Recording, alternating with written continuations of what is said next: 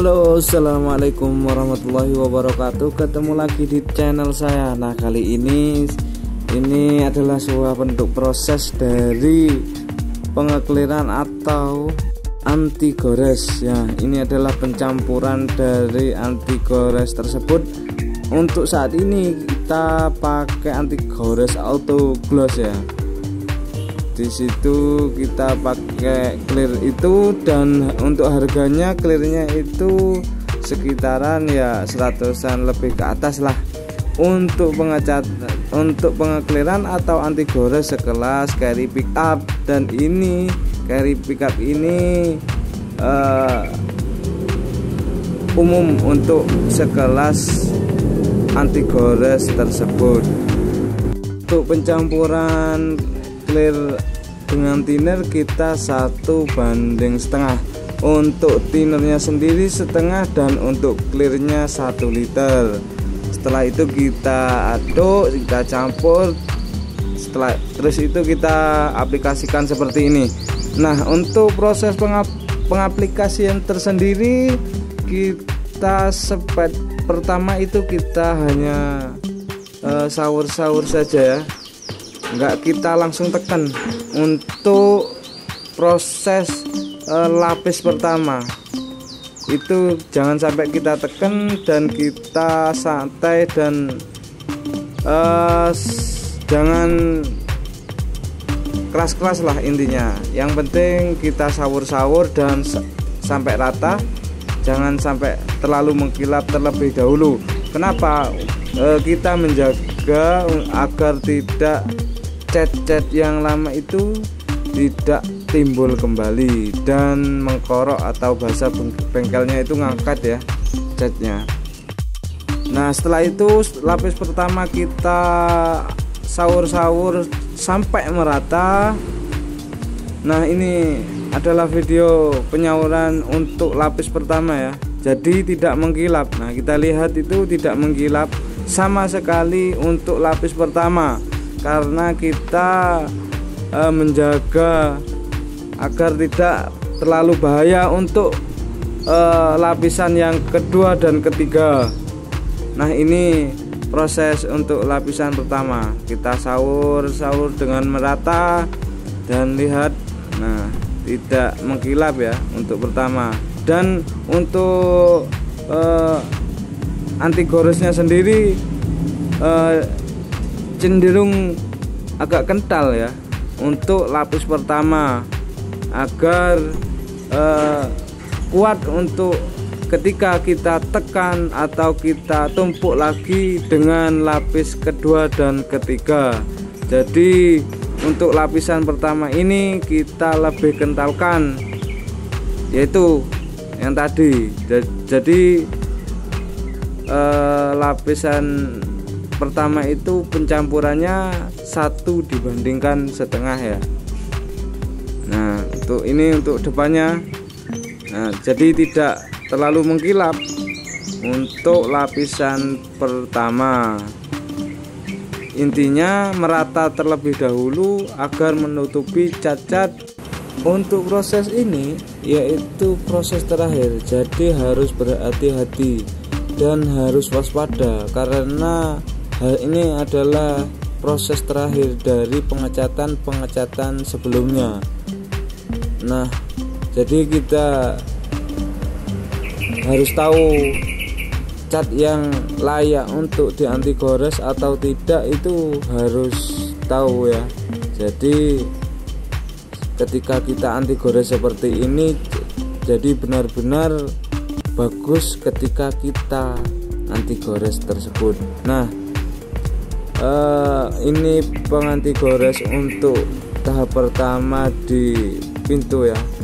Jadi kita tidak perlu nekan kenceng-kenceng untuk proses lapis pertama. Jadi cukup kita saur-saur saja dan merata. Untuk selanjutnya yaitu proses anti gores tahap kedua. Nah, jadi kita baru bisa tekan ya. ya sewajarnya untuk tekan. Nah ini sudah kelihatan ketika kita anti gores lapis kedua, jadi perubahannya sangat signifikan dan berubah ketika kita anti gores lapis kedua. Jadi benar-benar kelihatan perbedaannya untuk proses lapis kedua. Nah ini kita lihat di sini adalah proses anti gores lapis kedua. Jadi kita bisa tekan untuk proses lapis kedua tersebut. Nah kita lihat perbedaan sangat luar biasa. Nah untuk nanti itu biasanya kita pakai 3 lapis untuk penganti goresan tersebut. Nah untuk yang ini adalah proses anti gores yang kedua. Jadi untuk teman-teman di rumah bisa dicoba sendiri ketika ngecat seperti ini, atau ngecat motor atau sepeda gitu, sama untuk proses-prosesnya itu sama. Jadi untuk di video-video sebelumnya lihat caranya saya pengecatan saya, jadi dilihat itu ada proses-proses mulai awal dan sampai akhir. Jadi untuk teman-teman yang ingin belajar mengecat seperti ini, lihat video-video saja saya sebelumnya ya.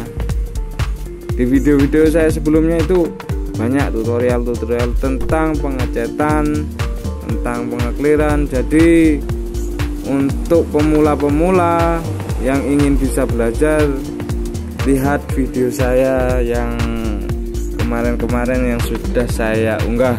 Nah untuk teman-teman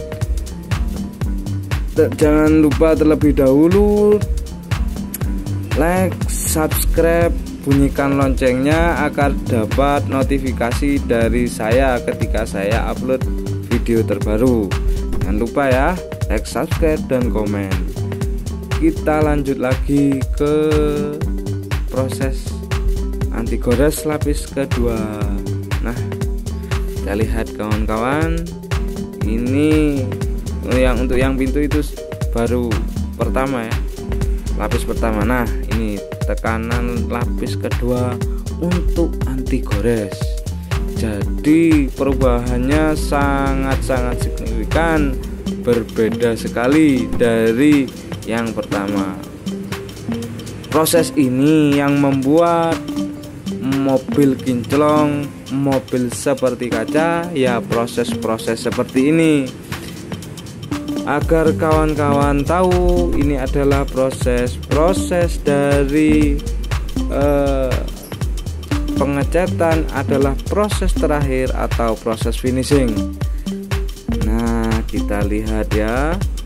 Jadi mobil-mobil yang bisa mengkilap, ya inilah hasilnya dari anti gores.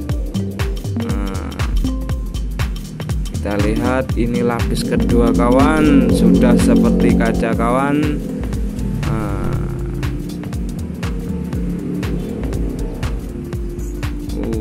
Ini lapis kedua. Nanti tahapan yang ketiga coba kita lihat, lebih mencelongkan lagi seperti kaca.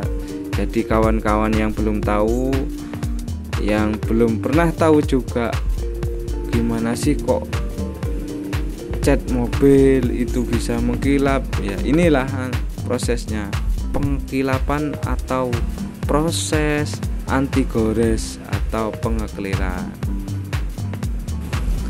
Nah untuk proses ini adalah proses ketiga kawan.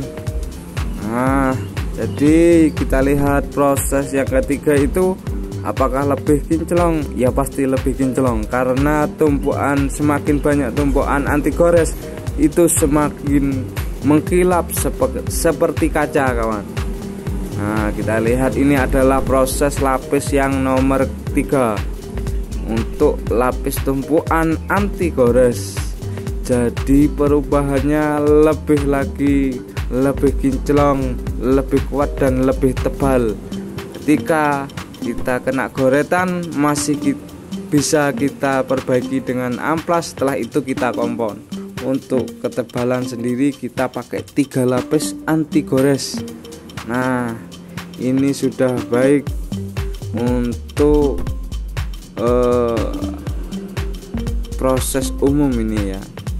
Ini untuk 3 lapis itu sudah umum di mana-mana bengkel kita pakai 3 lapis. Nah, coba kita lihat, ini adalah proses yang terakhir. Jadi kinclongnya itu lebih dari anti gores yang lapis kedua itu. Untuk proses terakhir, jadi terlebih hati-hati ya, untuk bukan kerusakan sih, untuk melelehnya anti gores. Karena biasanya untuk lapis ketiga kita tumpuk itu biasanya ya, kalau tidak bisa cara menggunakan spet atau campuran bisa meleleh. Jadi untuk menggunakan sendiri itu ada setelan di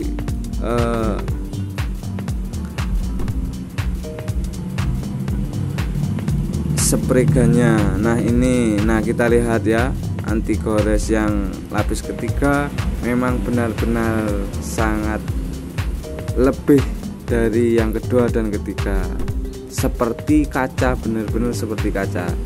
Cukup sampai di sini ya kawan, kita ketemu lagi di video-video selanjutnya. Jangan lupa like, subscribe dan komen ya kawan-kawan. Cukup di sini. Assalamualaikum warahmatullahi wabarakatuh.